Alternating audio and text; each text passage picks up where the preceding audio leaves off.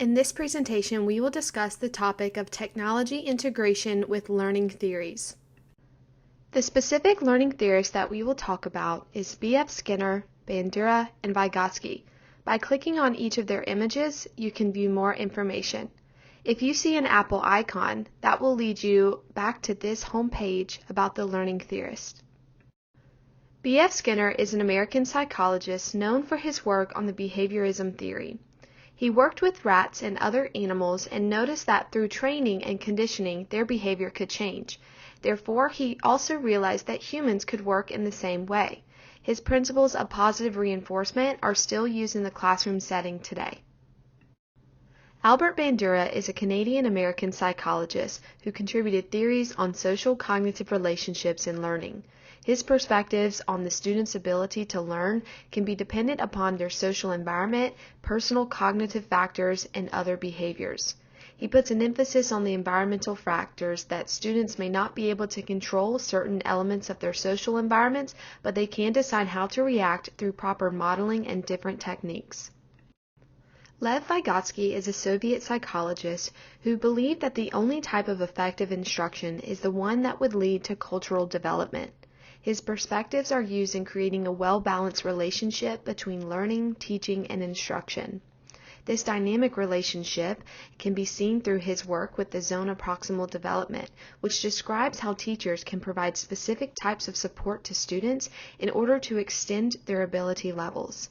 The social environment between the teacher and the student has been impacted by Vygotsky's theories on diverse classroom experiences through dialogue and conversations. We will discuss three different learning theories: behaviorism, social cognitive, and socio-cultural theory. Please click on the images to view more information about each theory. By clicking on the book icon, you will be led to this theorist's homepage. The behaviorism theory is wrapped around the idea that a desired behavior can be achieved through conditioning the mind. Learning ultimately occurs when certain behavioral conditions are met by the students.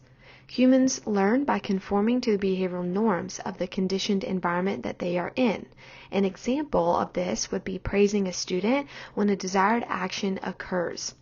Teachers can utilize the behaviorism theory in their classroom through an example of positive reinforcement. This would allow the teacher to use positive reinforcement to reach a desired behavior in the classroom. Teachers would then be able to assess the actions of the students, and if the behavior is obtained, a reinforcement is given. Reinforcement does not always have to be negative or positive in this situation. The goal is for the students to display the behavior on their own independently. With technology, teachers could use proper digital citizenship and technical tools to inform their students and teach their students, but the students must be conditioned to demonstrate that technical skill level by following a set of directions given by the teacher. Technology could also be used as a reward system. Students definitely enjoy games and simulations and other explorative tools online. This could be used as that positive reinforcement tool behind the behaviorism theory. The social cognitive theory is wrapped around the idea that learning would occur through a blended approach. A human's personal cognitive factors, their social environment, and the behaviors they display and see are all showing how they learn. Observation, self-efficacy, and outcomes are all affected by that student's social environment.